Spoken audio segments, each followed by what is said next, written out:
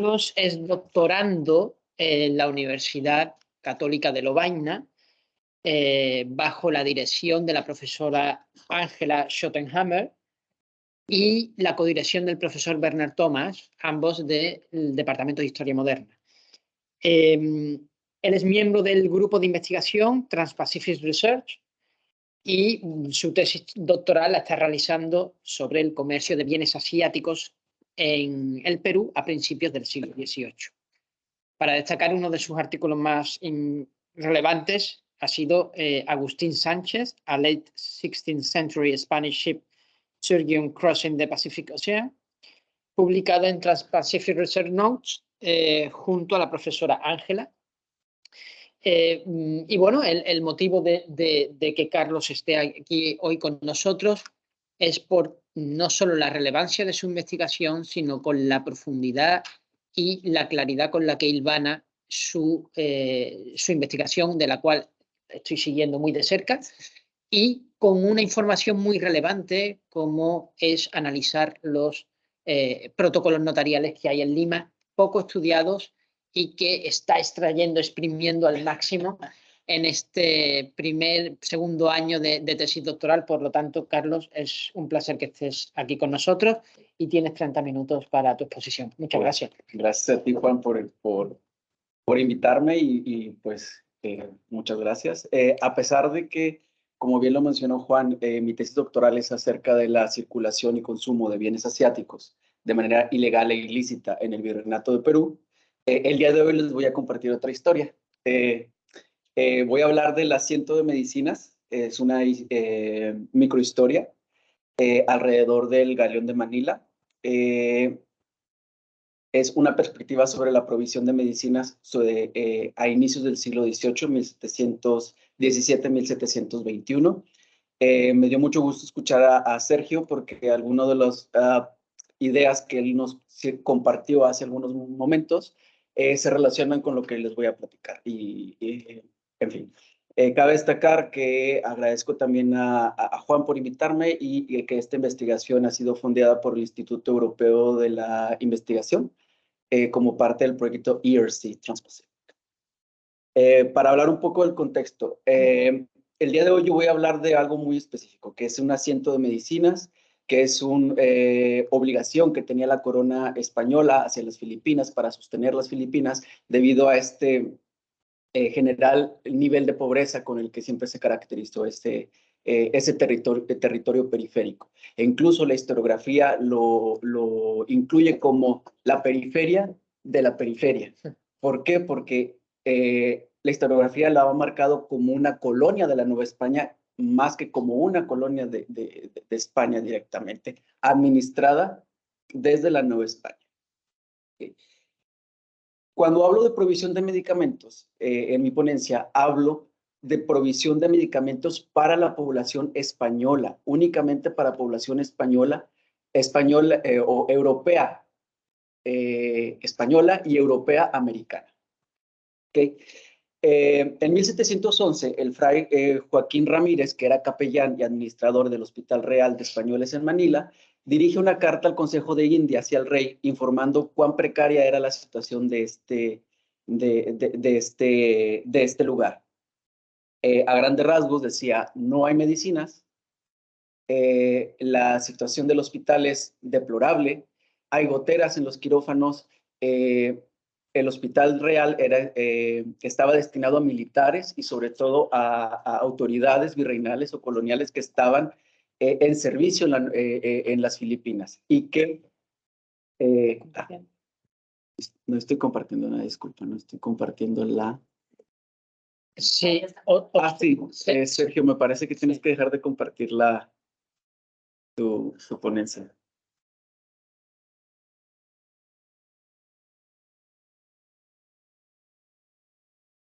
Ahí está. Ahora sí.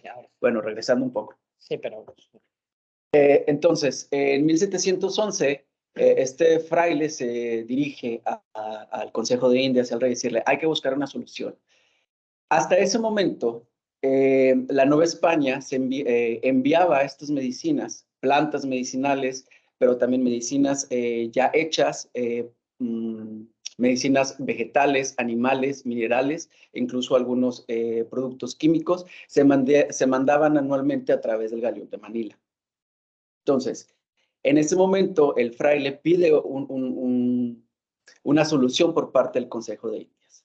En 1714, el rey Felipe IV ordenó al Consejo de Indias y a las demás autoridades involucradas encontrar una mejor estrategia para proveer de medicinas a las Filipinas.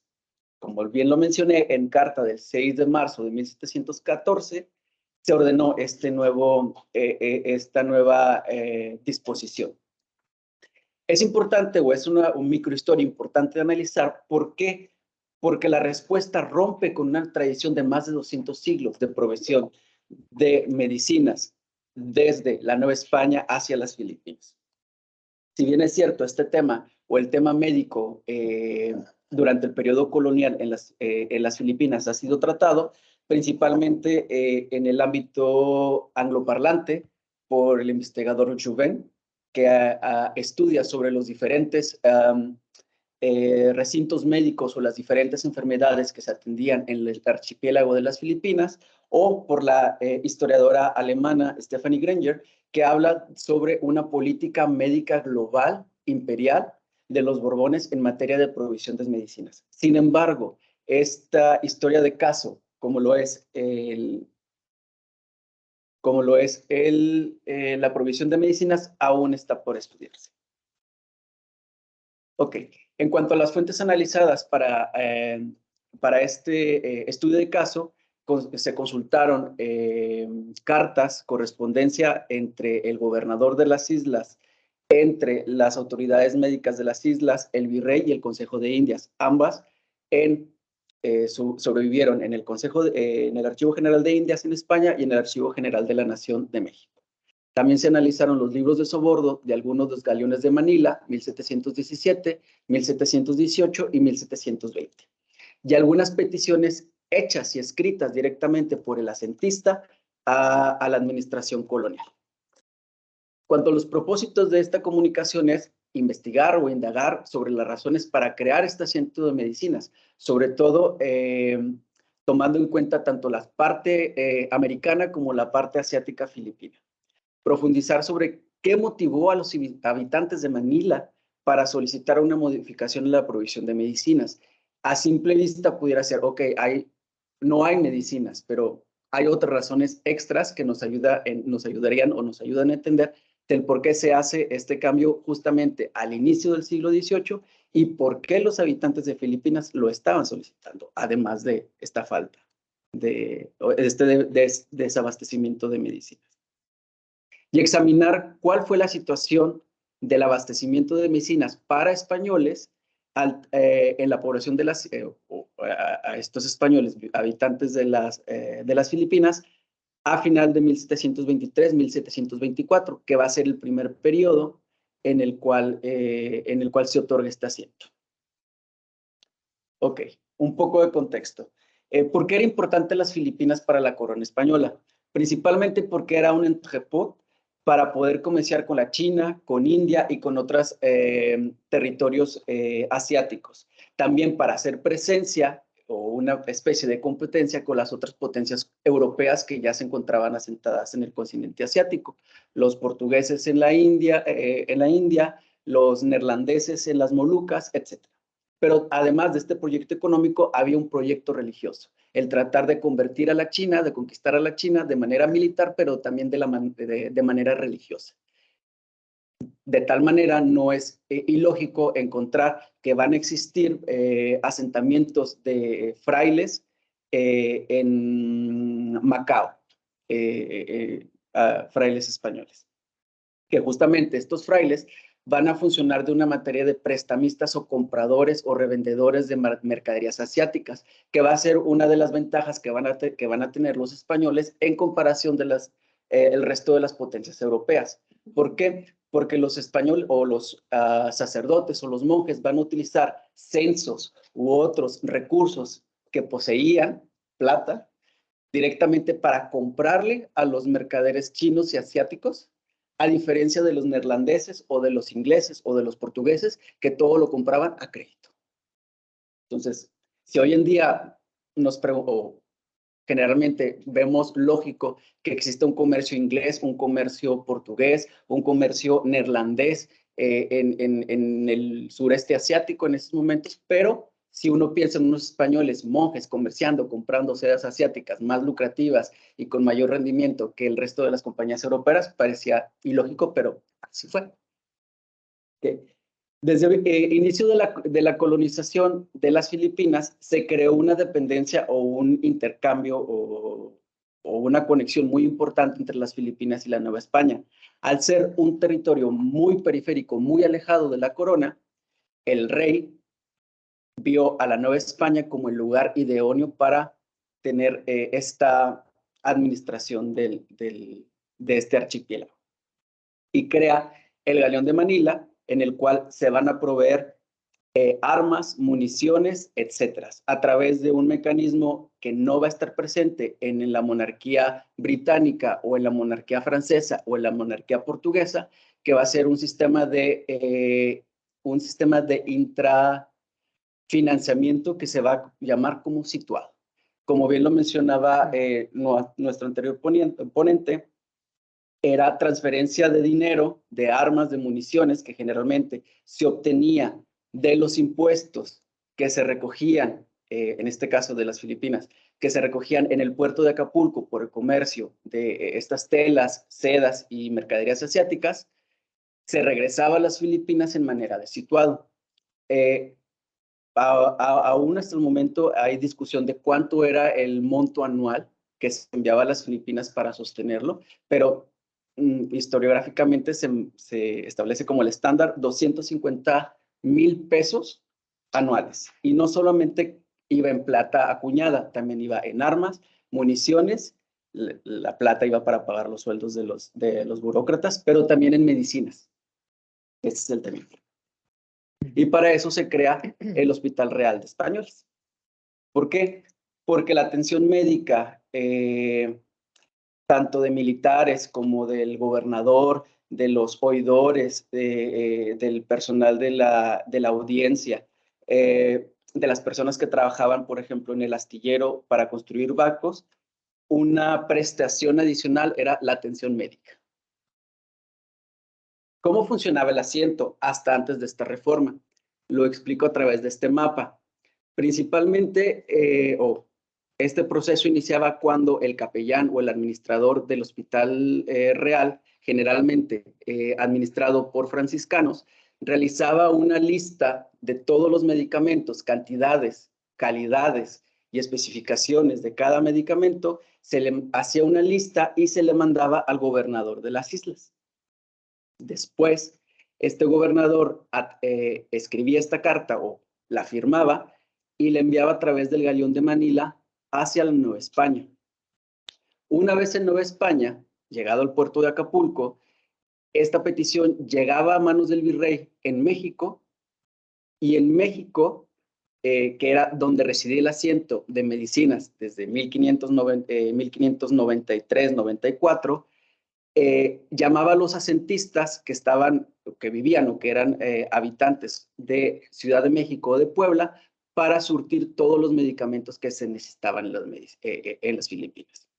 Generalmente estos medicamentos se conseguían o los asentistas los compraban dentro de su jurisdicción, es decir, dentro de la Nueva España, u otros los compraban directamente de Europa, lo cual los hacía cada vez más y más caros. Una vez surtida esta lista, se enviaba a través de arrieros desde la Ciudad de México hasta el puerto de Acapulco, y en el puerto de Acapulco se reenviaban otra vez a las Filipinas. ¿Qué quiere decir esto? Que los monjes, los frailes y así como los militares y demás que eran beneficiarios de este asiento tenían que esperar un año para obtener las medicinas, y en los años en que no había Galeón de Manila tenían que esperar 2 o 3 años para poder recibir esas medicinas.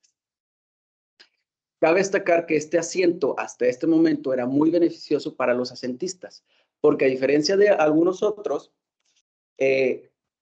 las medicinas o el producto que ellos enviaban se les pagaba al momento de embarcarlo en el Galeón de Manila, porque ese dinero por las medicinas se deducía del situado. lo cual era mucho más rentable que poseer el asiento, por ejemplo, de negros o el asiento de mercurio, qué sé yo, en el que en ocasiones el asentista tenía que esperar un año o más tiempo para recuperar la inversión que ellos realizan. Entonces, a partir de 1717, esto va a cambiar. En palabras del capellán, que esto resume muy bien la situación del hospital, era, le pedía al rey, obligado se ve precisado a poner, o que él se ve precisado a poner demandas o requerir en alta consideración de su vuestra majestad, para que en su tiempo se vea este hospital real construido en toda forma, con todas las partes esenciales e integrales, de que necesariamente necesita para su total composición, porque lo que mira lo material, si no se remedia con tiempo, será aún más adelante más costoso en sus reparos, por el mismo caso de ir recreciéndose los daños. Es decir, en ese momento, en 1711, la situación del hospital era casi en ruinas. Pero la mala situación no solo era en cuanto a la infraestructura o en las medicinas, incluso en el personal, ya que el médico o el cirujano de este hospital no iban, o iban cuando ellos tenían el tiempo o cuando querían, y en ocasiones incluso no iban a dar los santos óleos, por ejemplo el sacerdote también, o no existían las medicinas, o incluso las medicinas que existían preferían venderlas a personas privadas que utilizarlas en las personas con el cual el hospital estaba en cargo de hacerlo. Entonces, ¿por qué crear un centro de medicinas? Existen varias razones. La que puede ser más obvia es, esa es una cuestión de carencia, pero también existen cuestiones económicas, políticas e incluso científicas. Uno, el alto precio y la calidad de las medicinas. Constantemente los sacerdotes o los franciscanos que estaban a cargo del Hospital Real se quejaban del alto precio que se pagaban por las medicinas en la Nueva España y también por la calidad de las medicinas. Generalmente mencionaban que cuando llegaban a las Filipinas o a Manila, las medicinas generalmente llegaban expiradas, inservibles o incluso no llegaban. Los frascos llegaban vacíos. Algo que se me pasó a mencionar es que las Filipinas dependían al 100% o casi al 100% del comercio con China. Es decir, al ser un territorio casi sin recursos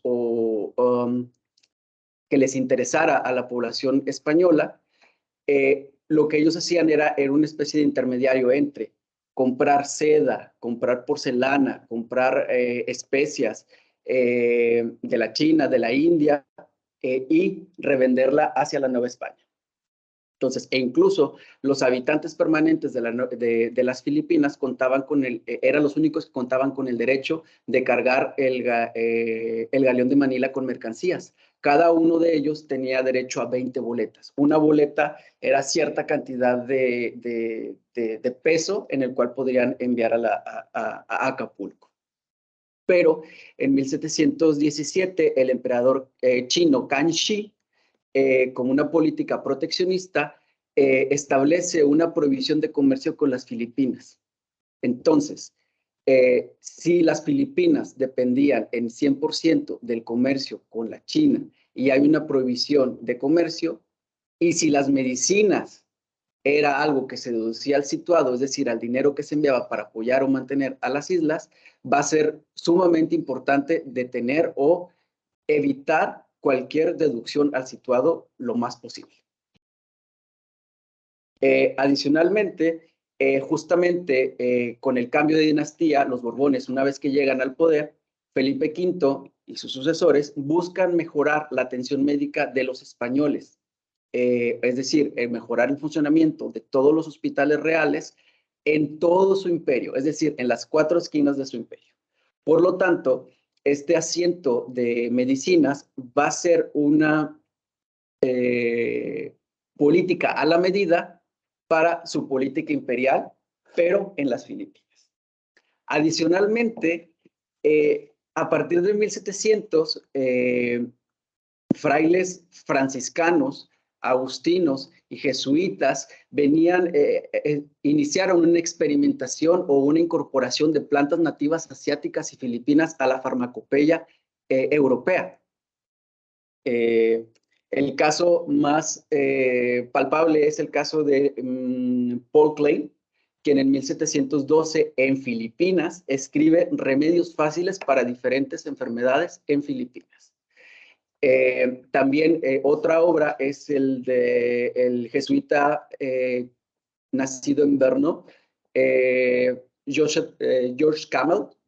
Joseph Campbell, que a finales del siglo XVII, principios del XVIII, escribe un tratado sobre la semilla de San Juan, que la semilla de San Juan va a ser una planta filipina que se va a llamar Igasur y la va a introducir a la farmacopeia jesuita y va a empezar a comerciarse en Europa.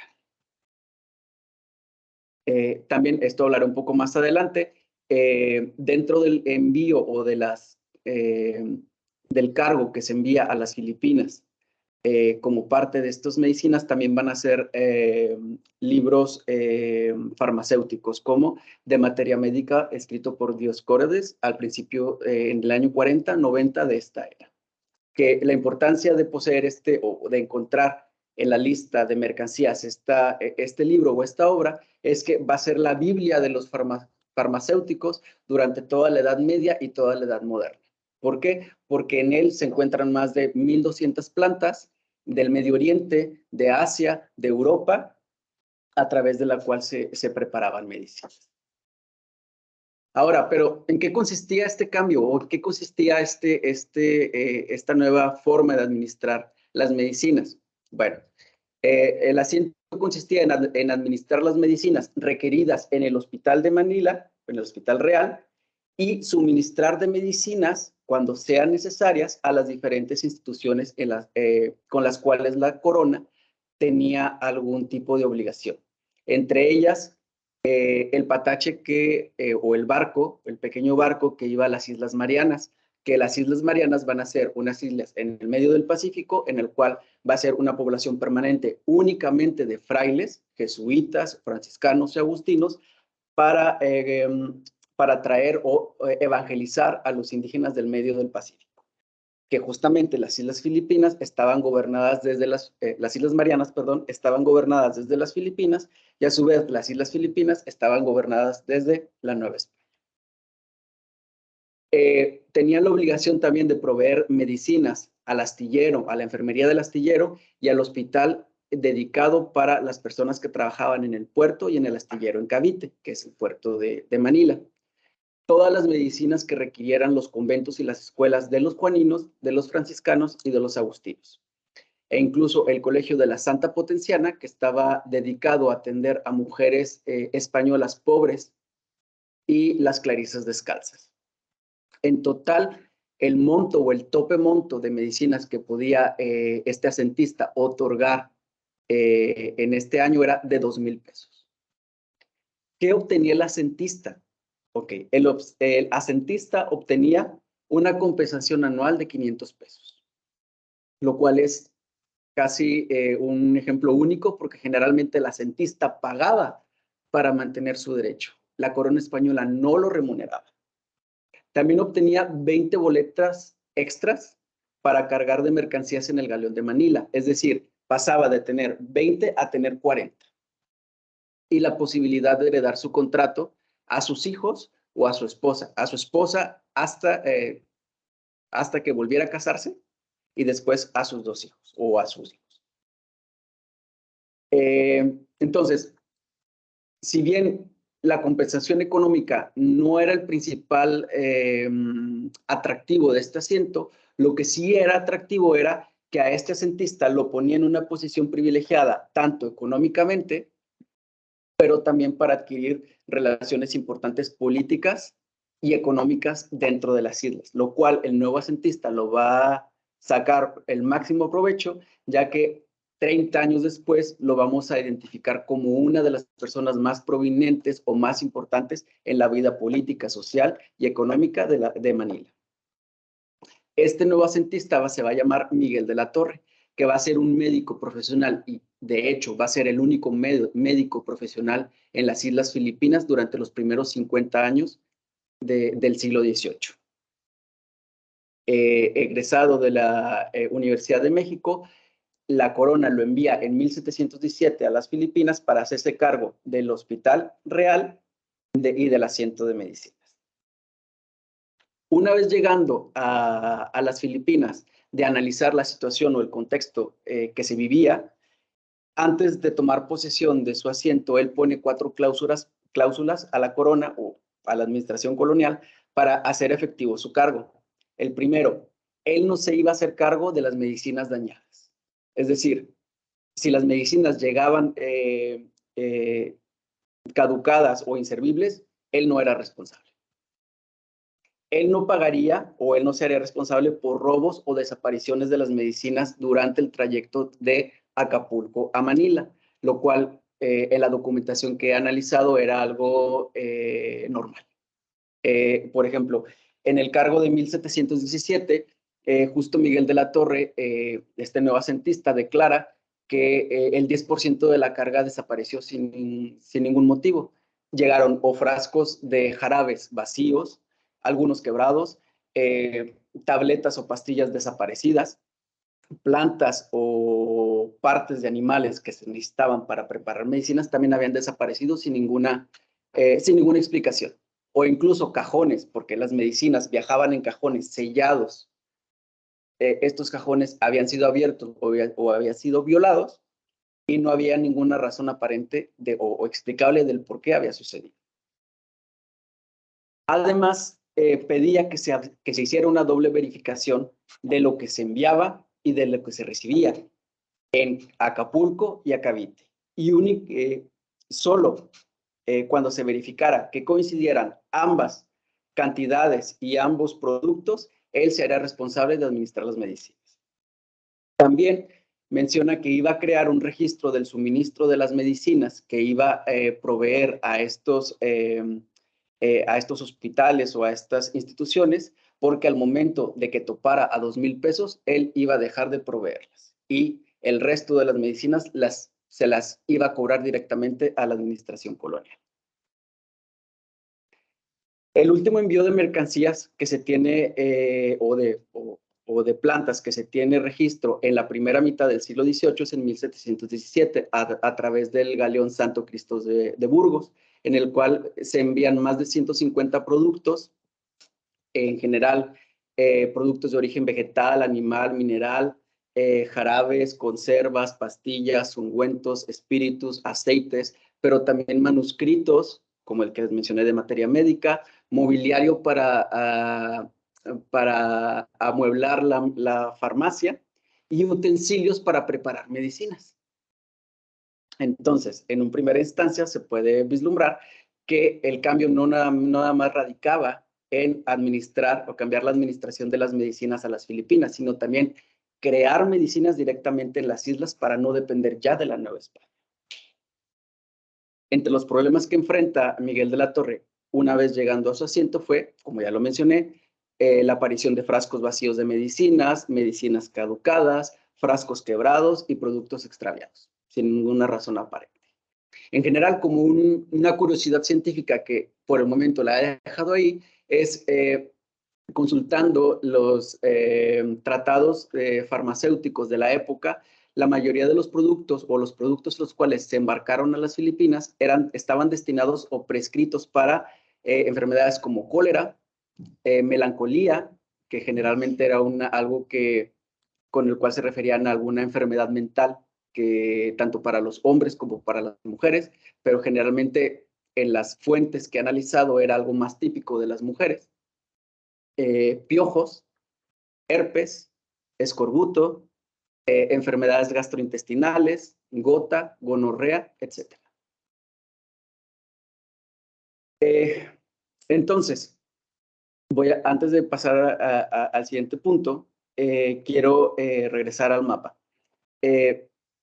¿Cuáles fueron una de las principales motivaciones de la población de Manila para solicitar un cambio de provisión de medicinas? Pues, como ya lo mencioné, la escasez, pero justamente durante este periodo va a existir un incremento entre el comercio ilícito de los habitantes del archipiélago con navíos franceses, portugueses, holandeses que van a llegar a las islas del sur del archipiélago y van a comerciar con ellos ilegalmente. Y no solamente van a comerciar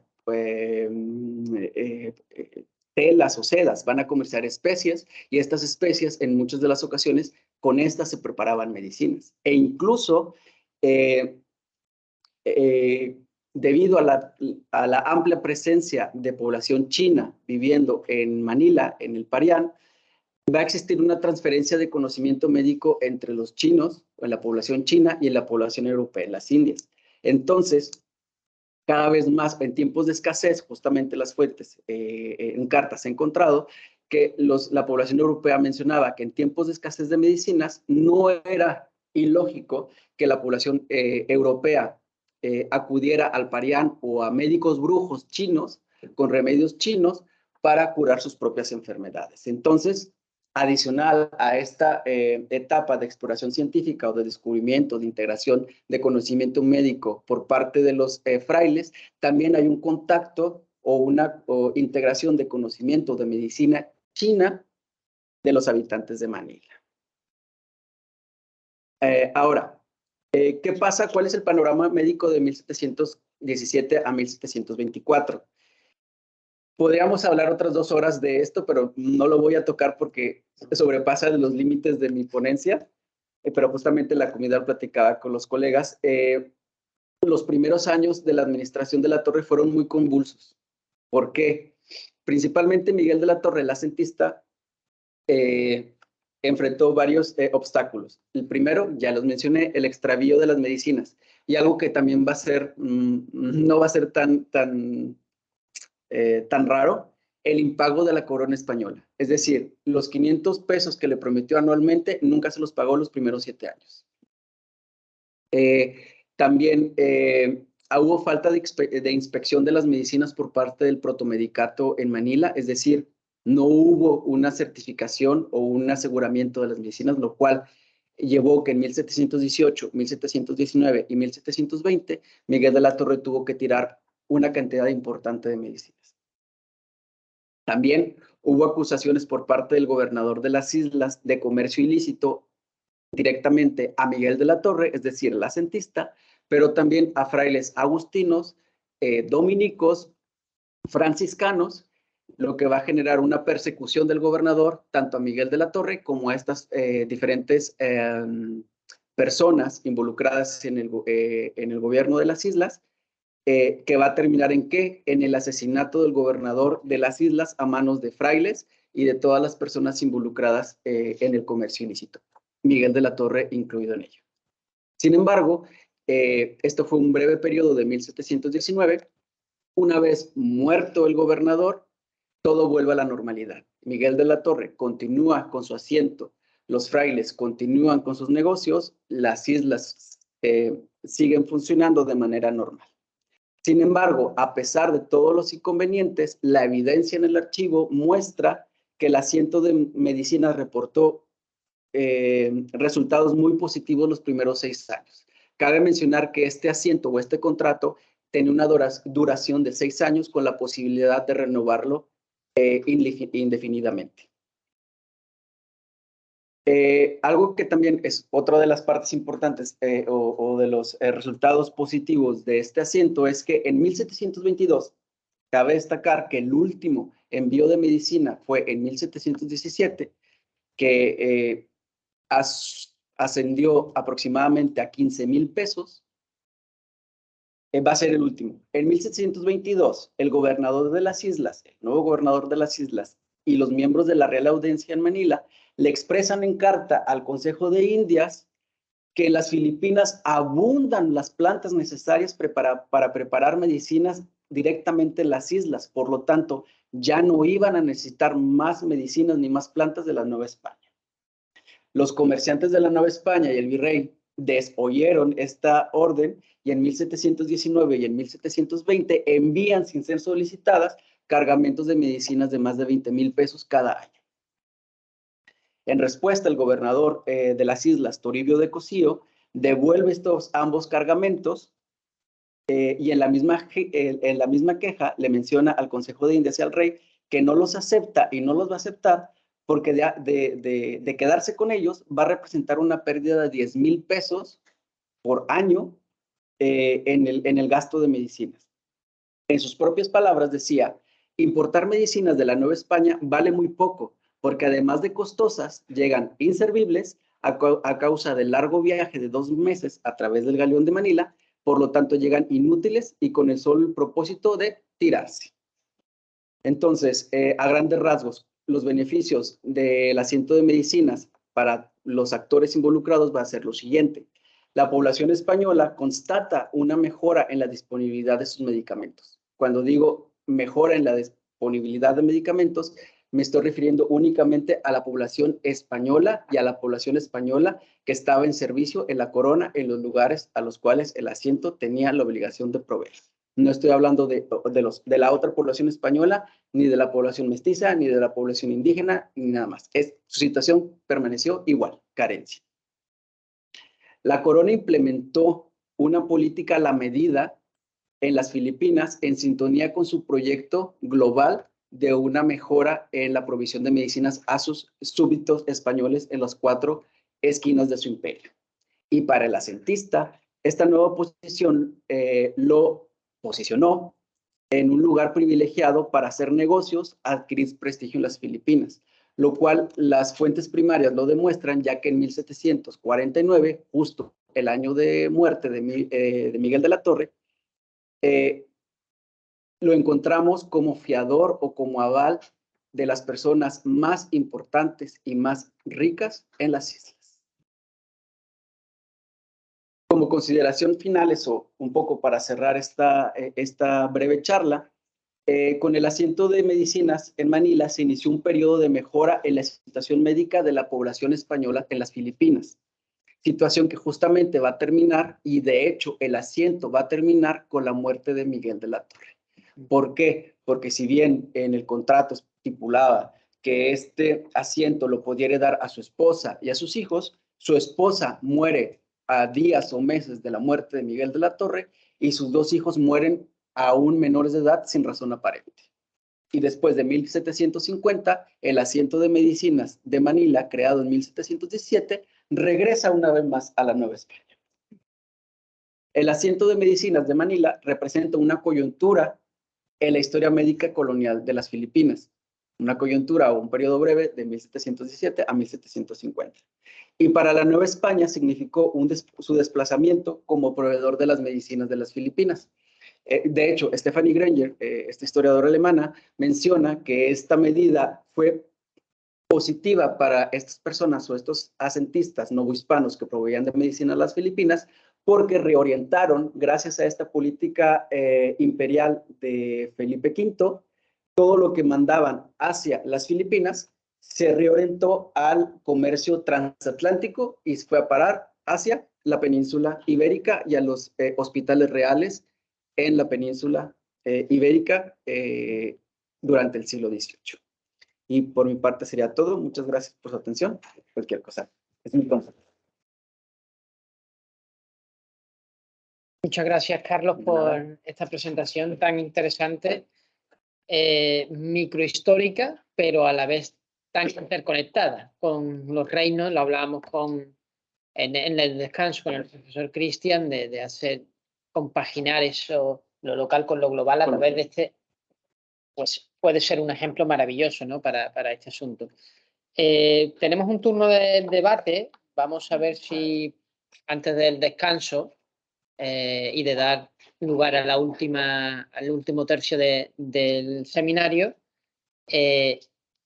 no sé si en el chat o en los invitados quieren hacer una pregunta al respecto, tanto los presenciales, si no, de cualquier manera, yo también tengo cosas muy interesantes que... Sí, profesor.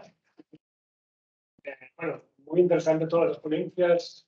Para no alargarme demasiado, tengo las 2 para Sergio. Sí. Quizás para, bueno, los mexicanos tenían un poco en la cara en tu presentación, ¿no? Como quebrar las armas. Los brazos, como dijiste, pues, más bien cayeron a la cuestión del D-Day rápidamente. Lo que sí creo que hay que... Yo he mirado una parte de esta discusión en los archivos y hubo también cierto... Tengo la impresión, ¿no? Que hubo cierto poder de negociación desde la misma ciudad, los regidores, ¿no? Obviamente también trataban de... No podían reunir las ciudades, sí trataban de obtener privilegios, ¿no? Que es alargar la jurisdicción de la Ciudad de México a 5 leguas y la supresión del puesto de corregidor de México, ¿no? Y que finalmente en 1635 el rey se dio a este pedido, ¿no? Cuando hubo también una nueva fase en creando la Armada de Barlovento, que bueno, cambió también toda la historia, ¿no? De los impuestos por la unión de armas. Así que, no sé cómo lo ves tú, ¿no? Ver un poco este poder de negociación más allá de pedir cortes, que obviamente, bueno, no hablaban de cortes para no provocar demasiado, aunque la negativa, no, sí, pero sí hubo cierto manejo también, negociación, ¿no? Para privilegios. Bueno, ¿cómo lo ves tú? Y la otra es, a Carlos, muy brevemente, me pareció muy interesante eso de las plantas de China también que se utilizaban, y mi pregunta sería si hay también evidencia en las fuentes sobre plantas locales, pero y también prácticas, digamos, los locales, la población local favorita, digamos, de Filipinas, si también se utilizaba, como sabemos, también en otras áreas de América, ¿no? Que sí, los españoles, los primeros iban a un curandero local, y, a ver, no es solamente, digamos, la medicina china que viene, o también hay prácticas. Ok, no sé quién. Sí, si queréis, bueno, contesta tú, Ok, Carlos, perfecto. y luego Sergio, ahora para responder la última pregunta. Ok, sí. En cuanto a lo que he identificado a través de las fuentes es microhistorias de medicinas específicas. Por ejemplo, la raíz de China, que aún tenemos el debate qué es la raíz de China, ¿es el ginseng o qué es? Porque incluso en los testamentos, ahora sí, con el corpus que estoy analizando para mi doctorado, en los testamentos encontré un testamento de un boticario que estaba en Potosí y tenía una cantidad importante de raíz de la China en 1700. ¿Para qué se utilizaba? No lo sabemos a ciencia cierta y no sabemos qué es o cómo lo empleaban. Entonces, es otro de los objetivos del proyecto. Otra microhistoria que esa lo ha analizado más mi supervisora, que es Angela Spottenhammer, es el bálsamo de Perú, porque el bálsamo de Perú va a ser la historia al sentido contrario. Es una planta, un bálsamo preparado en Perú que se va a utilizar en las Filipinas y después lo vamos a encontrar que viaja hasta Asia, a China, y lo vamos a ver que es aplicado a las poblaciones aborígenes en la India o en Siam, en Vietnam, o en las Molucas, ¿no? Algo que también por cuestión de tiempo se me pasó comentar es que justamente el ginseng o la raíz de China va a ser una de las medicinas o algo que los frailes van a utilizar de la medicina asiática, específicamente china, para atender a los naturales en momentos de precariedad de medicinas. Es hasta el momento lo que he visto. Pero algo que también me llama mucho la atención es que empezaron también a exportar como medicina chile. Entonces, en el cargamento encontré chile ancho. Bueno, Sergio, que es mexicano, sabrá qué tipo de chile es. Chile mexicano, chile ancho, chile pasilla. Entonces, que decías, bueno, ¿qué hace esto como medicina, no? Y también aguardiente, etcétera. Pero es como los productos que he localizado y que he constatado o que he leído en estos tratados que mencioné que se aplicaban a los aborígenes de las Filipinas. Y el Igasur, la semilla que mencioné que lo trató, que lo investigó Joseph Campbell también. Muy bien. Sergio. Sí, ahí se me escucha. Perfectamente. Perfecto. Sí, sí, una disculpa si fui demasiado reduccionista en términos de lo que fue la negociación de la Unión de las Armas en la Ciudad de México. Efectivamente, el Cabildo tuvo esto atorado 2 años, ¿no? Y dan bastante guerra. Hay gente que pide no solo la introducción de cortes, sino la liberalización precisamente del comercio en el Pacífico, que es una cosa central, ¿no?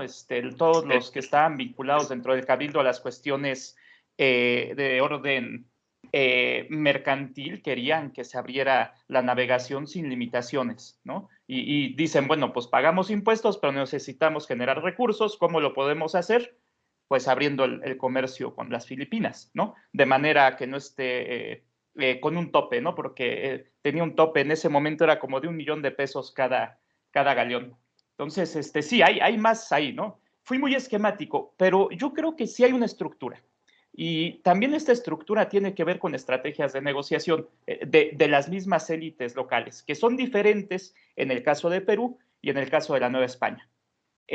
¿A qué voy con esto?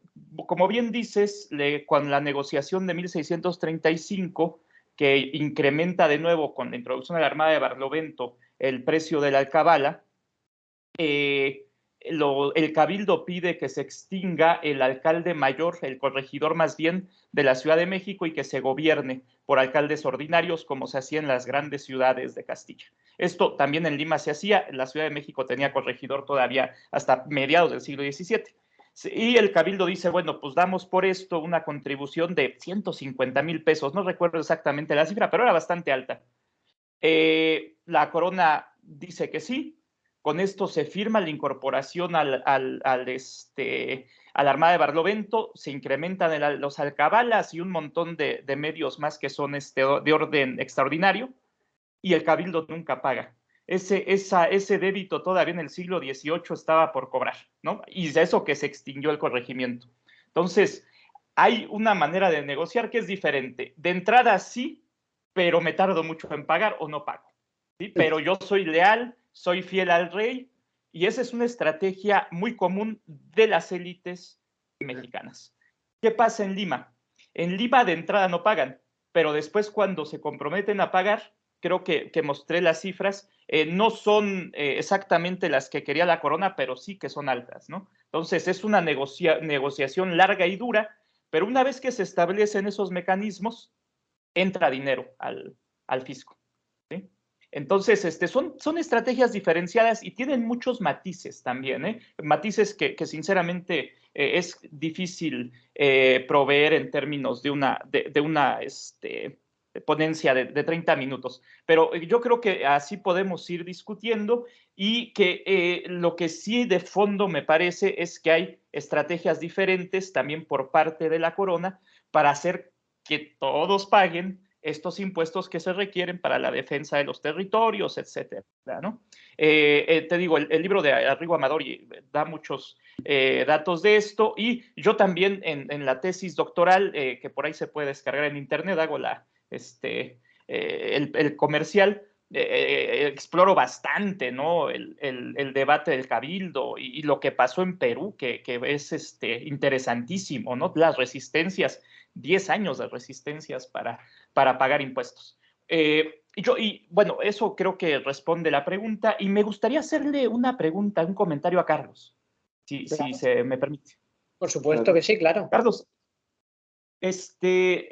muchas gracias. Es un tema que es muy interesante porque se conoce poco acerca de lo que son los gastos en infraestructura pública, ¿no? Se centra mucho la historiografía en ver el gasto militar, que efectivamente es el más grande en términos de lo que son los gastos de la corona, pero yo desde el siglo XVI he encontrado gastos que tienen que ver con provisión de medicinas, sobre todo en el caso del Perú. Claro que en México había esto, el hospital, el lazareto, el de San Lázaro, ¿no? Ese tenía un montón, era real y tenía muchos recursos que partían directamente del fisco. No sabía, sinceramente, que había una provisión de medicinas hacia parte del situado de Filipinas, porque lamentablemente los libros del siglo XVII no distinguen claramente las partidas y para lo que van, sino se manda en bruto. tiene uno que ir a las libros mayores en Manila para ver cómo se está distribuyendo esos ingresos. Entonces, te agradezco mucho el detalle con el que has agarrado el tema, y yo creo que va a ser una contribución interesante, sobre todo porque se piensa que no hay provisión de servicios públicos dentro de la estructura fiscal en Hispanoamérica, lo cual es una mentira. Y por otro lado, también te quería un poco comentar, ¿no? Lo que yo creo que anda por ahí pasando, porque estos asentistas de un espacio tan pequeño dentro lo que es el total del situado se convierten en personas tan importantes. Pues yo creo que es el contrabando, ¿no? Si estas personas tienen asignado un espacio para las medicinas dentro del galeón, pues yo creo que ahí no solo van medicinas, ¿no? Que las medicinas es lo de menos, ¿no? Yo creo que esta gente está metiendo bienes de contrabando arriba y abajo, ¿no? No sé si tú has visto algo de eso, pero a mí me da la impresión de que el interés por obtener estas asientos está más bien vinculado a que tienes una cuota dentro del galeón, lo cual era costosísimo, ¿no? Bueno, muchas gracias.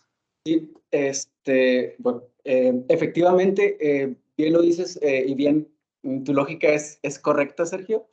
De hecho,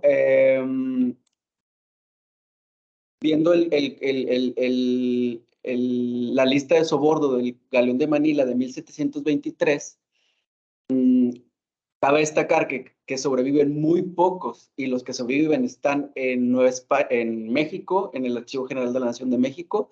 Otros sobreviven en España, pero la mayoría están en Filipinas, y en Filipinas hay un problema, que el archivo no funciona como debería. Entonces la documentación, en pocas palabras, está un poco inaccesible. Pero regresando al tema de Miguel de la Torre, justamente en 1723, en el galeón del Santo Cristo de Burgos, de regreso a la Nueva España, él hace una declaración de lo que él envía o lo que él carga el galeón de Manila, y resulta que ya no cabe. Entonces, él tenía derecho a 40 boletas. Se supone, como tú también, un apunte muy interesante que tú dijiste, es que el galeón de la Manila estaba topado a 1,5 millones de pesos. Eso es cierto, en ocasiones subía, bajaba y demás, por real cédula, pero hay una práctica que era muy común y que es muy común en las Filipinas o en el galeón de Manila, es que ellos declaraban los precios por el 10% del valor real. Es decir, una boleta se traducía en 20, no sé, voy a decir una cantidad un poco arbitraria, 2,000 pesos. Ellos podían cargar en esa boleta o en ese fardo mercancías con valor de hasta 2,000 pesos. Entonces, lo que hacían el personal de puerto era que si eso costaba 100 pesos, ellos en el puerto, con la complicidad de la persona del puerto, declaraban que costaba 10 centavos. Entonces, en el 1723, Miguel de la Torre, en sus 40 boletas, mandó, lo más importante que mandó fue canela, como 300 kilos de canela, sedas de primera calidad, de segunda calidad, de tercera calidad, marfil y demás, pero al momento de ingresarlo o de cargarlo al galeón, llegó un momento que dijo, ¿sabes? Dice el personal del puerto, ya no cabe. Entonces, vamos a cargarte la mitad de tu carga, de tu envío, y el otro envío se queda en tierra. Entonces, mi lógica es esa, lo atractivo del asiento, de su asiento, fue que pudo hacer comercio ilegal y hacer ganancias estratosféricas negociando con mercaderías asiáticas de manera legal, pero de manera ilegal también. ¿Por qué? Porque mucho del funcionamiento del comercio ilegal a través del galeón de Manila es cargar o pedirle de favor a la tripulación que le llevaran mercancías de contrabando en su cargamento, porque la tripulación del galeón de Manila tenía por derecho cargar mercancías y ellos no eran sujetos a inspección. Entonces, era un puesto clave el ser asentista y tener, porque conocía a las personas de la tripulación, tenía de manera legal, más boletas, más cantidad o más espacio para cargar el galeón, y también de manera ilegal podía decirle también a sus vecinos que eran sus clientes, decirle, ¿sabes qué? Cárgame esta mercancía en los derechos que tú tienes, y todos felices y contentos, ¿no? Entonces, sí, efectivamente, más o menos ese era el funcionamiento y lo atractivo de la hacienda. Sí, Pilar. Sí, una pregunta, Sí. un comentario. Yo también me ocupaba de procesos por superstición y ahí había mujeres que han declarado melancólicas, etc. Y yo sentía que la historiografía tiende a llamar a unos médicos y a los otros curanderos, brujos, hechiceros, etc. Pero que la historiografía sigue reproduciendo esos mismos conceptos, que sí, que igual eran médicos locales, Sí. que si uno en realidad deja de contraponerlos así, uno puede decir los médicos locales de aquí, los médicos otros, como intercambio de saberes de médicos de ambos lados, y no como tratarle de darle un estatus científico y al otro... Superchería. Sí.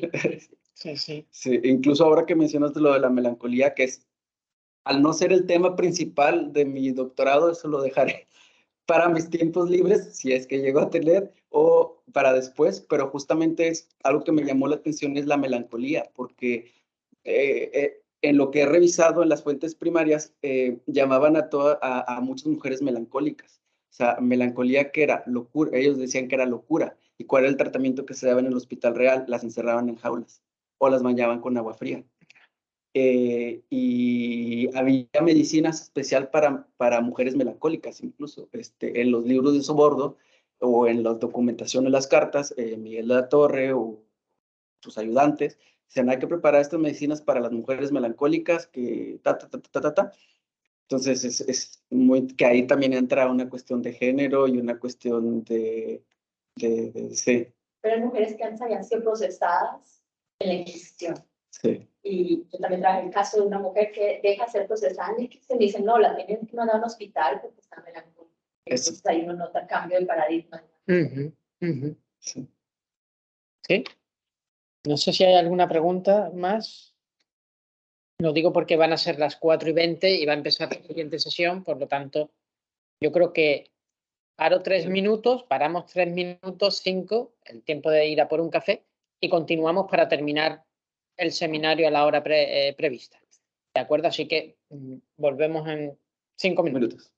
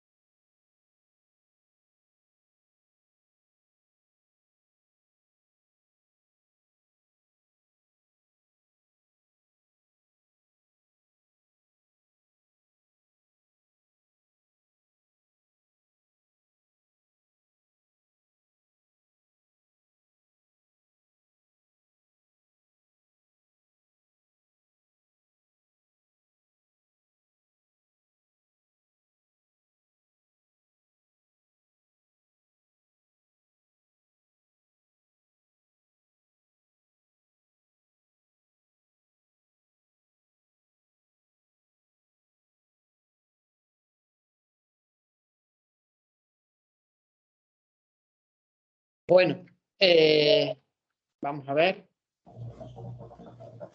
Y...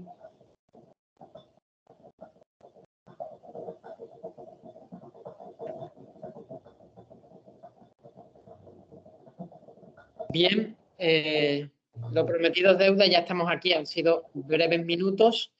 Vamos a continuar para terminar en el tiempo que teníamos establecido y después de esta sesión cerramos con la última, que es más social o de arte.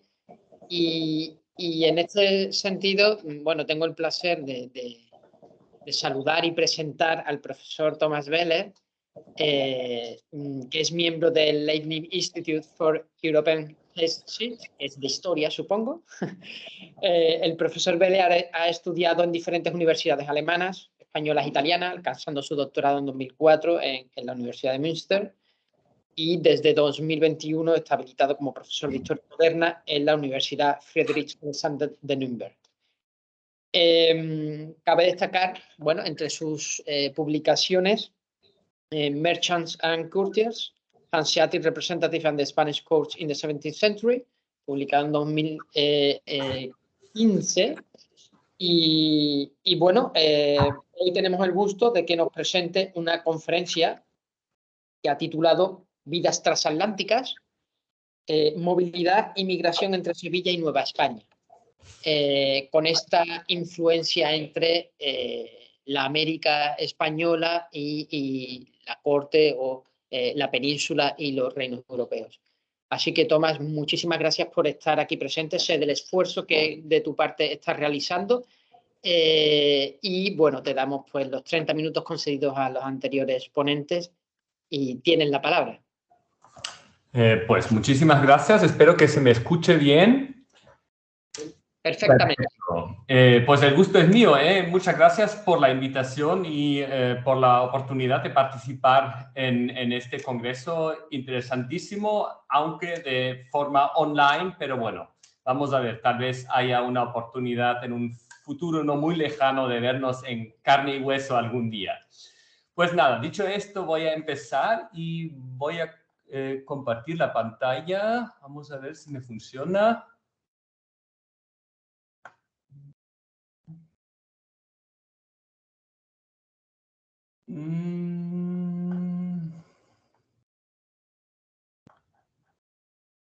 No, me parece que no. A ver. No veis nada, ¿no? No, por el momento no. Es en compartir y luego tiene que seleccionar la ventana de Windows y ahí el PowerPoint o PDF que pueda tener. Claro, pero... Tranquilo porque suele pasar, de hecho nos ha pasado hoy, así que muchas veces es cuestión de ensayo y error. A probar, a ver qué, Ah, no, ahí dice... a ver qué pasa. Y si no, nos la puede pasar por correo electrónico y... Sí, vamos a hacer esto para no perder más tiempo. No hay problema. Te lo mando por correo electrónico, ¿eh? Claro, claro. Vamos.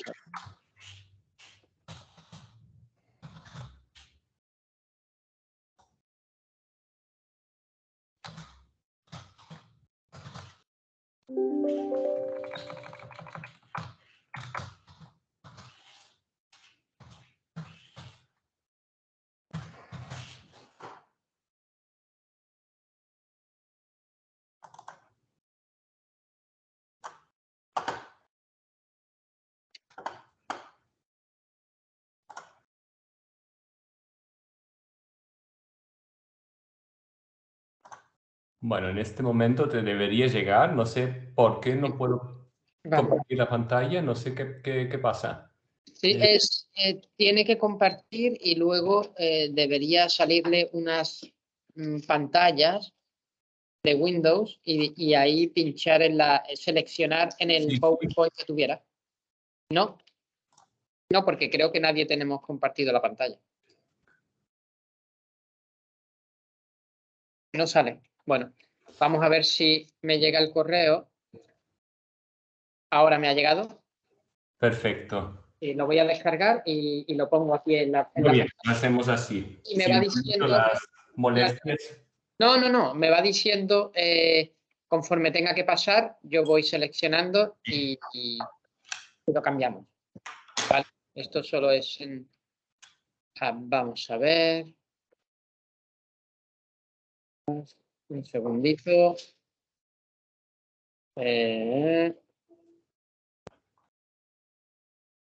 Aquí. Carlos, ¿tú tienes aquí tu... abierto el WhatsApp porque te han mandado una cosa? No. Espérate, te lo mando a... Un momento. Mándalo el correo. Sí. El correo sí lo tienes abierto, ¿verdad?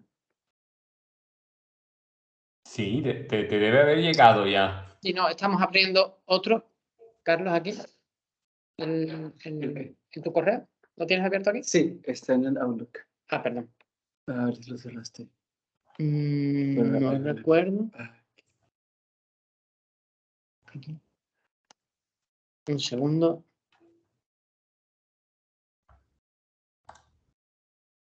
Vale. ¿No te ha llegado mi...? ¿Mi WhatsApp? No, aquí, ya. ¿Ya? Sí, un momento, lo estamos descargando y empezamos. ¿De acuerdo?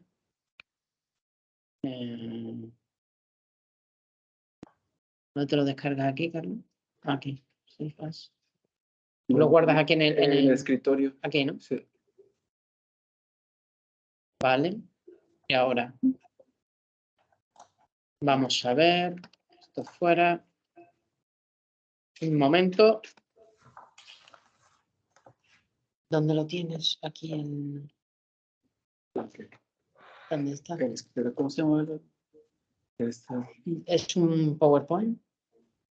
Aquí está. Aquí, Vidas transatlánticas. vale. Y ahora, un segundo, que estamos aquí. Lo voy a abrir.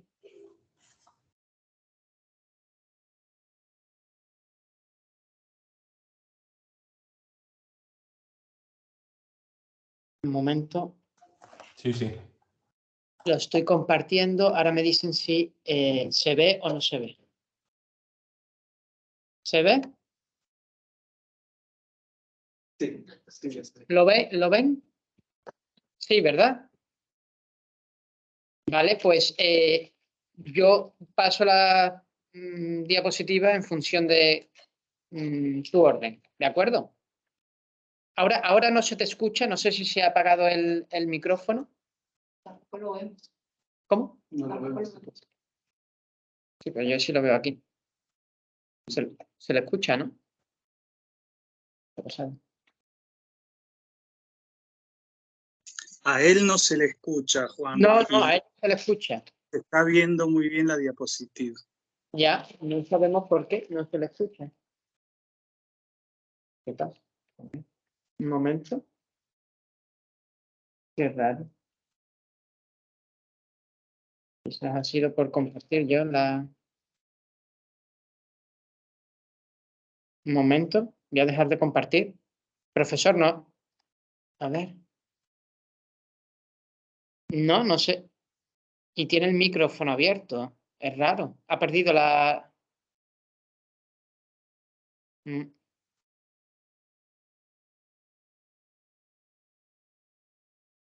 Carlos, ¿me puedes ayudar un momento con esto? Vamos a ver si es posible para arreglarlo, porque es como que... Para que eso se...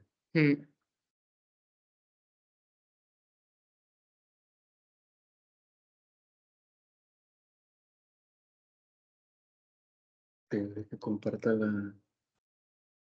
profesor, puedes, no sé, o salir y volver a entrar para ver si de alguna manera podemos recuperar el sonido? ¿Sí? Porque ha sido No lo habías, ¿Mm? no lo silenciaste, ¿no? No, pareció...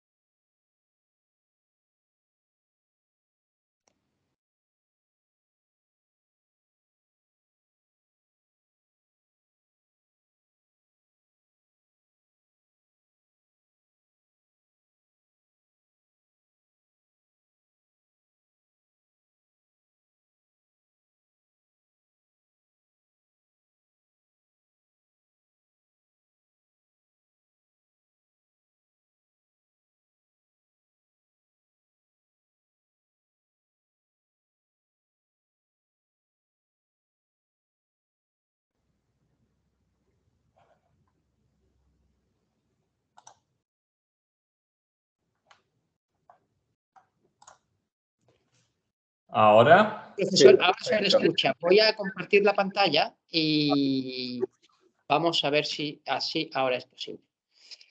Esto estaba aquí y esto es esto. Vamos a ver si ahora puede hablar y le escuchamos. Muy bien, entonces vamos a empezar. Pues lo que voy a presentar a continuación son los primeros planteamientos y resultados de un proyecto de investigación que estoy llevando a cabo aquí en Mainz, en el Instituto Leibniz de Historia Europea. En este proyecto se analizan las vidas movidas de unos actores que recorrían el Atlántico Ibérico en los 2 primeros siglos después del primer viaje de Colón. Este proyecto es la continuación de otro que terminé el año pasado, mi tesis de habilitación, que se publicará en forma de libro el año que viene con la editorial alemana Van den Hoek und Ruprecht bajo el título Ungleiche Partner, o sea, socios desiguales, la monarquía hispánica y las ciudades hanseáticas, 1570 a 1700.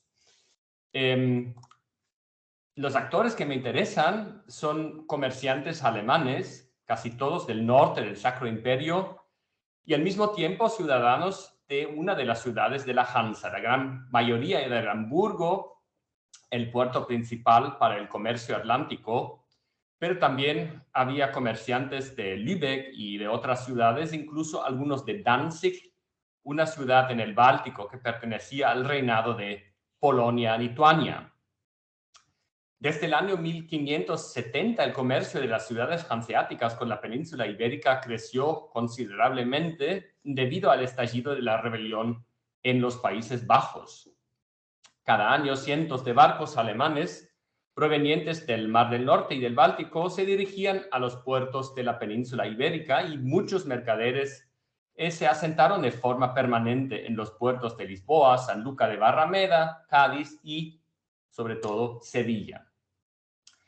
Algunos de ellos no se quedaron ahí, sino que cruzaron el Atlántico con una de las flotas oficiales o por cuenta propia en busca de ganancias o de una mejor vida en el Nuevo Mundo, siendo el virreinato de Nueva España uno de sus destinos favoritos. Desde una perspectiva centrada en los actores, quiero examinar la conexión entre la movilidad en el espacio geográfico y la construcción de identidades y pertenencias sociales y culturales. ¿Puedes mostrar el primer folio, por favor? Sí. Hay una literatura muy amplia sobre las comunidades de comerciantes extranjeros en la península ibérica y muy concretamente en Sevilla, aunque hasta ahora se ha prestado poca atención a los alemanes, tal vez porque era un grupo más pequeño y menos importante a primera vista que, por ejemplo, los genoveses, los flamencos o los portugueses. La siguiente. Hay una literatura muy amplia. También hay algunos estudios recientes sobre la presencia a menudo ilícita de extranjeros en el Nuevo Mundo y muy especialmente en el virreinato de Nueva España. Sin embargo, existen muy pocos trabajos comparativos o estudios que tomen en cuenta la proyección transatlántica de las redes sociales y económicas de los mercaderes. Esta laguna es aún más sorprendente, ya que entre ambos grupos, o sea, los alemanes residentes en Sevilla y los en Veracruz, México u otros lugares de América, había lazos estrechos y en la documentación a menudo aparecen los mismos nombres y apellidos. Lo que se puede observar muy a menudo es un proceso de migración en 2 etapas. La primera generación de inmigrantes alemanes se establecía primero en Sevilla, donde se involucraba tarde o temprano, de manera directa o indirecta, en el comercio transatlántico. Tras una larga estancia y muy a menudo después de obtener una carta de naturaleza, ya veremos qué significa esto, los miembros de esta primera generación empezaban a comerciar directamente con América y muchas veces cruzaban el Atlántico. La segunda generación, es decir, los hijos de inmigrantes nacidos en España, ya encontraban menos obstáculos legales para viajar a América y, por tanto, el número de personas que cruzaba el Atlántico era aún más alto. En los próximos 20 minutos quiero profundizar en este tema, echando primero un vistazo a la situación de los mercaderes alemanes en Sevilla, prestando especial atención al proceso jurídico de naturalización y sus condiciones previas y consecuencias sociales y culturales. Me voy a centrar en el ejemplo concreto de un mercader de Hamburgo que llegó a la península ibérica muy joven, se estableció primero en Cádiz, luego se trasladó a Sevilla, donde se naturalizó, empezó a comerciar con América y terminó siendo un integrante importante y respetado de la élite comercial sevillana. Después volveré mi mirada a la Nueva España y muy concretamente a la Ciudad de México, donde encontraremos o conoceremos a otro comerciante de Hamburgo, Matthias Henkel, cuya biografía a primera vista se parece mucho a la de Enrique Lepín, con la diferencia de que Henkel tuvo menos éxito con su negocio en Sevilla y finalmente decidió abandonar a su familia en Sevilla y empezar una nueva vida en México. Como veremos, ahí las cosas no le fueron mejor, pues Henkel fue arrestado y procesado por la Inquisición de México y pasó 6 años de su vida en la cárcel secreta del Santo Oficio hasta ser liberado por orden de la Suprema en Madrid.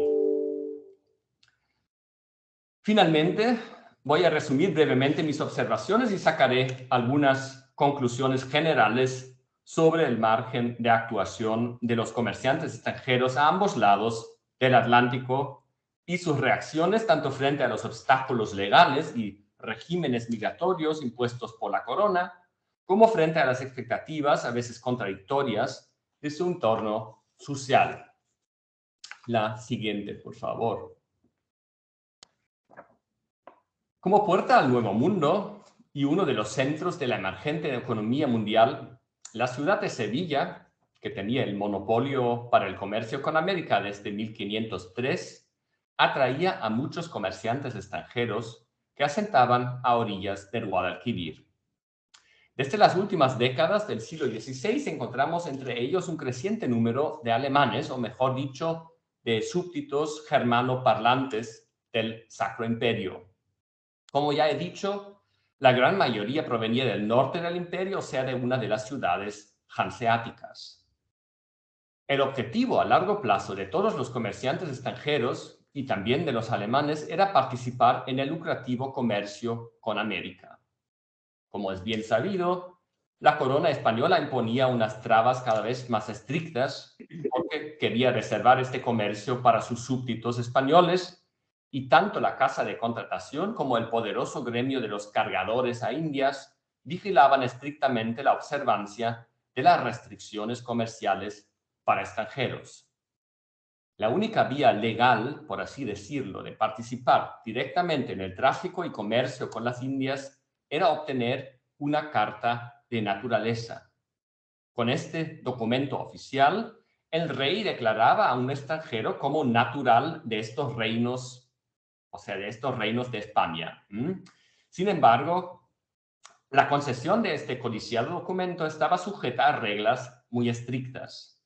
Una persona que solicitaba una carta de naturaleza tenía que comprobar que llevaba más de 20 años en el país y de estos 20 años, 10 casados con una española. Llama la atención que para el caso contrario, o sea, una mujer extranjera casada con un español, no hubiera estipulación jurídica hasta 1713. La tercera condición que tenía que cumplir un extranjero que quería pedir una carta de naturaleza era la posesión de bienes raíces con un valor de 4.000 ducados, una suma considerable incluso para un comerciante adinerado. Es importante tener en cuenta que la adquisición de la naturaleza era un acto jurídico que en cierto modo era la culminación de un proceso largo de integración en la comunidad local. Los requisitos legales garantizaban que solo recibían carta de naturaleza aquellos que eran ya aceptados como parte de esta comunidad. Por ello, Hubo vehementes protestas por los cargadores a Indias, sobre todo cuando la corona empezó a vender cartas de naturaleza a comerciantes que llevaban poco tiempo viviendo en el país y no cumplían las demás condiciones legales. Sin embargo, la carta de naturaleza no transformó a un extranjero en español. Hay muchos ejemplos que demuestran que ni siquiera los inmigrantes de segunda generación eran aceptados como verdaderos españoles, al menos no cuando reclamaban su derecho a participar directamente en el comercio con Indias. Guillermo Becker, por ejemplo, hijo de un comerciante del sur de los Países Bajos y nacido en Sevilla, se quejó ante la Casa de Contratación diciendo que no se atrevía a hacer uso de sus derechos por las molestias que continuamente le hacen, así por el nombre extranjero que tiene. No se trata de un caso aislado. Todavía en el siglo XVIII, los españoles nativos intentaron excluir de la carrera de Indias a los llamados genízaros, o sea, a los descendientes de extranjeros nacidos en España.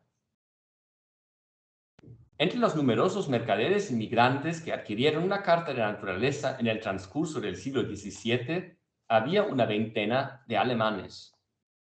Algunos de los naturalizados eran capitanes que habían navegado previamente entre Hamburgo y Sevilla. Posteriormente, sus nombres aparecen en las listas de pasajeros a Indias. Algunos también equiparon sus propios barcos que cruzaron el Atlántico como parte de la flota. A solicitar el permiso necesario para ello, solían declarar correctamente su lugar de nacimiento. Como disponían de una carta de naturaleza, su origen extranjero no era ningún obstáculo. Otra cuestión era su religión. No hay que olvidar que la gran mayoría de los comerciantes alemanes eran del norte del imperio y por tanto de territorios protestantes.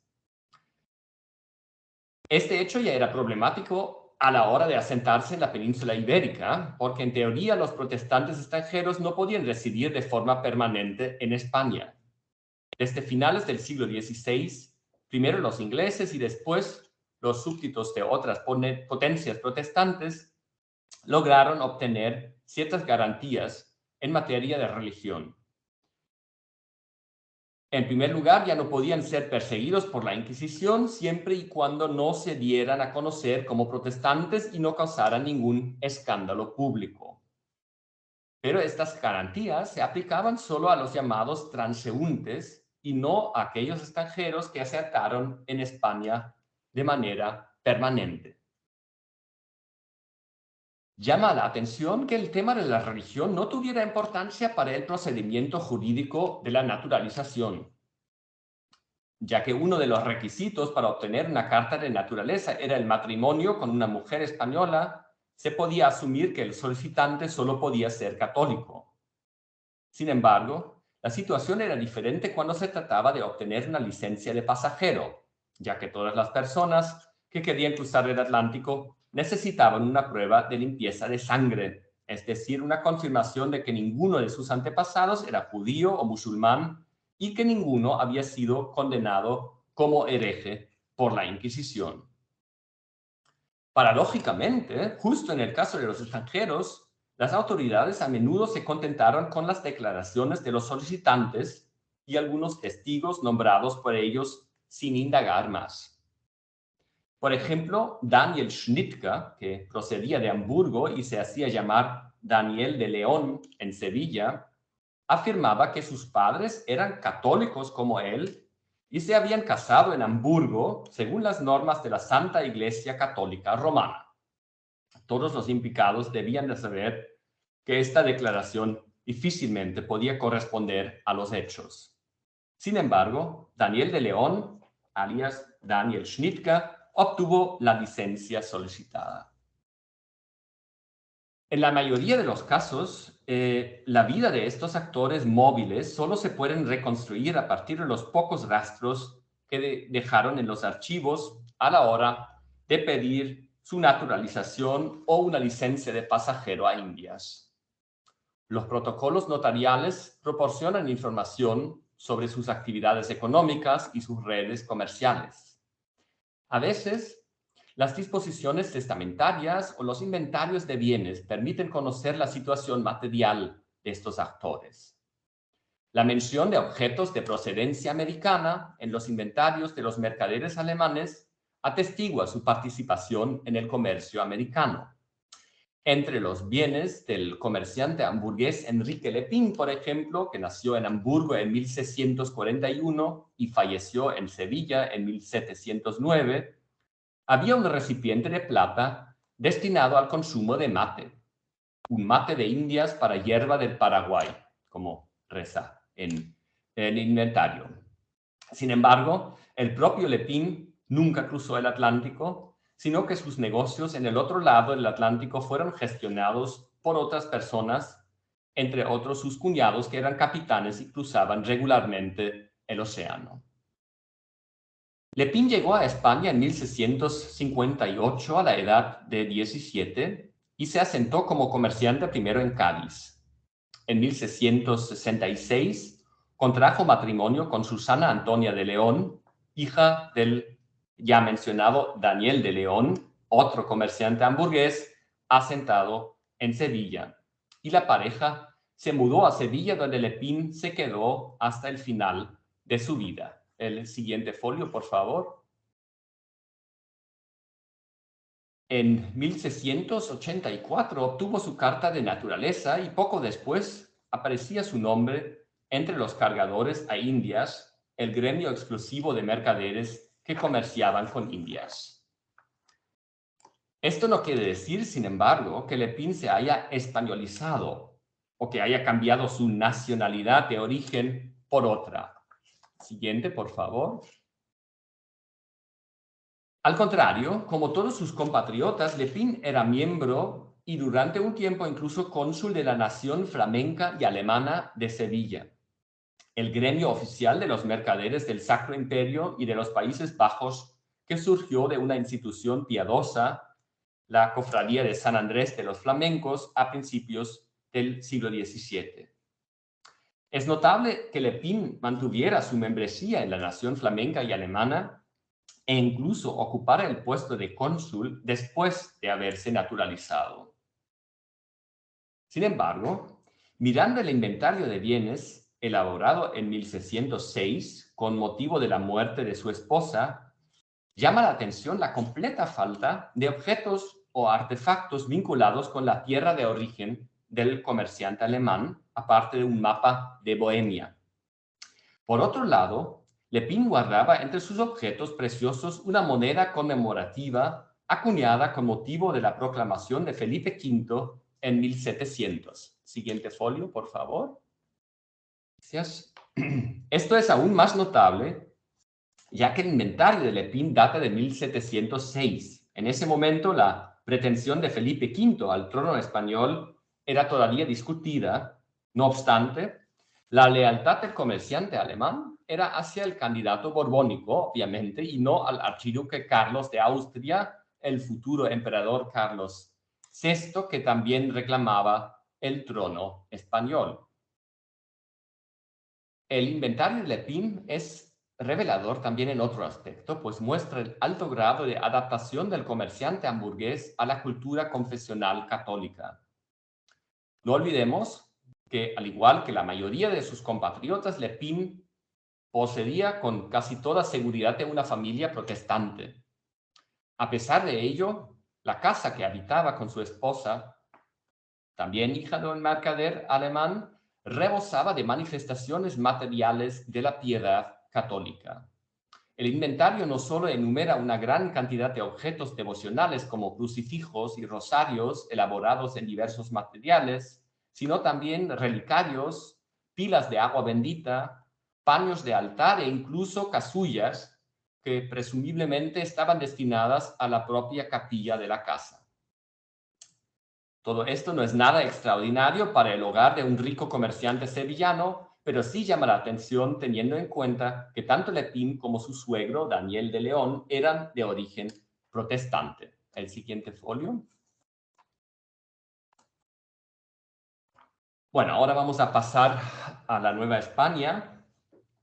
En 1656, un hombre de 32 años fue detenido por la Inquisición en México bajo la sospecha de ser protestante extranjero. El siguiente, por favor.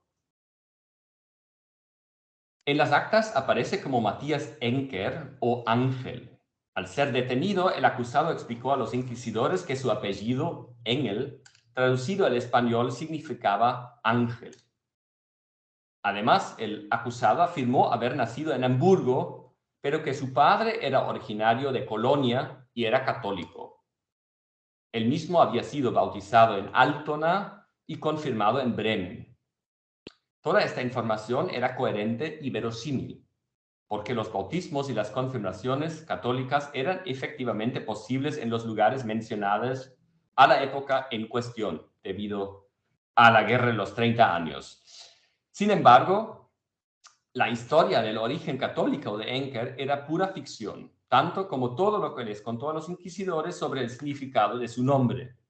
Matías Enker o Ángel no se llamaba Engel, sino Henkel. Con este mismo nombre, se casó en Sevilla en 1649 y firmó los documentos matrimoniales con su propia mano. Siguiente folio.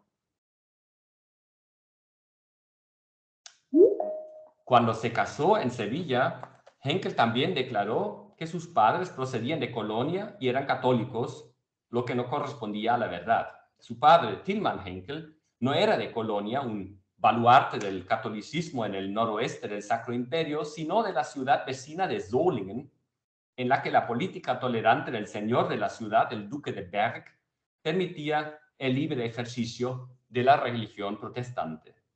De hecho, Tilman Henkel, el padre de Matías Henkel, era protestante. En Hamburgo había sido diácono de la congregación reformada durante un tiempo. Tras mudarse a Hamburgo, Tilman Henkel empezó a comerciar con España y envió a su hijo Matías a Sevilla para que se formara como comerciante también, y cuando éste tenía solo 11 años. Matías Henkel debió haber pasado 15 años en Sevilla. Después de trabajar durante algunos años para otro comerciante, pronto estableció su propio negocio y se casó con la hija de un comerciante flamenco. Como su negocio iba de mal en peor, como resultado de la peste de 1649, decidió trasladarse a Nueva España. Para ello, Henkel, según confesó más tarde a los inquisidores, falsificó su partida de bautismo y de este modo se embarcó hacia América en 1650 como español nativo. A través de Veracruz llegó a la capital del virreinato, donde volvió a establecerse nuevamente como mercader. En su nuevo lugar de residencia, pronto empezó una relación con una mujer casada, hasta que el marido de esta mujer, que estaba en la cárcel en este momento, le denunció ante el tribunal de la Inquisición como protestante. Como muestran las declaraciones de Henkel ante los inquisidores, solo tenía un conocimiento rudimentario del catecismo católico y no había cumplido con sus deberes religiosos. Los testigos interrogados por la Inquisición declararon que Henkel casi nunca iba a misa y que las pocas veces que lo hacía sin devoción, mal hincado de rodillas, apenas abriendo la boca al rezar. Henkel tampoco sabía rezar el rosario correctamente, y lo que además despertó las sospechas de sus vecinos fue el hecho de que en su casa, a diferencia de en la de Enrique de Pin y Susana Antonia de León en Sevilla, no hubiera imágenes de santos u otros objetos de devoción católica. Sin embargo, antes de llegar a México, Matías Enker o Henkel había vivido durante más de 15 años en Sevilla sin tener jamás dificultades con sus vecinos, ni mucho menos con el Santo Oficio. Podemos partir de que su vida religiosa en Sevilla no se distinguía mucho de la que llevaba en México. E incluso ahí, al principio, no tuvo problemas. Fue solo cuando empezó una relación ilícita con una mujer casada que sus vecinos empezaron a tenerle por extranjero y hereje. Antes de denunciarle ante la Inquisición, el marido de su amante ya había intentado entablar un pleito contra su rival en los juzgados laicos, pero sin éxito. La Inquisición de México, en cambio, inició un proceso de fe contra Henkel a pesar de las escasas pruebas del delito. Al final, la sentencia fue leve. El tribunal quiso condenar a Henkel a la instrucción religiosa en un monasterio al no considerar probada la acusación de herejía. Al mismo tiempo, ordenó su regreso a Sevilla, donde debía volver a vivir con su mujer y sus hijos. Tal vez por este motivo, Henkel protestó contra la sentencia en primera instancia y se pasó su caso a la Suprema en Madrid, que tardó varios años en tomar una decisión. Finalmente se suspendió la primera sentencia y se ordenó la liberación inmediata de Henkel de la prisión. Voy a terminar y paso a la conclusión. El caso de Matías Henkel demuestra cómo la movilidad de personas en el Atlántico Ibérico planteaba inevitablemente cuestiones de identidad y diferencia. El régimen migratorio implantado por la corona española obligó a los extranjeros a menudo a disimular, o sea, a ocultar su origen extranjero y su afiliación religiosa. Tanto en América como en España, los inmigrantes protestantes tenían que adaptarse a la cultura confesional católica, o más precisamente se veían obligados a vivir hacia afuera como católicos. El ejemplo de Enrique Lepín parece indicar, sin embargo, que a muchos comerciantes alemanes les resultó fácil adaptarse. Otra pregunta es si ellos mismos, tras vivir muchos años como católicos en España, se consideraban católicos protestantes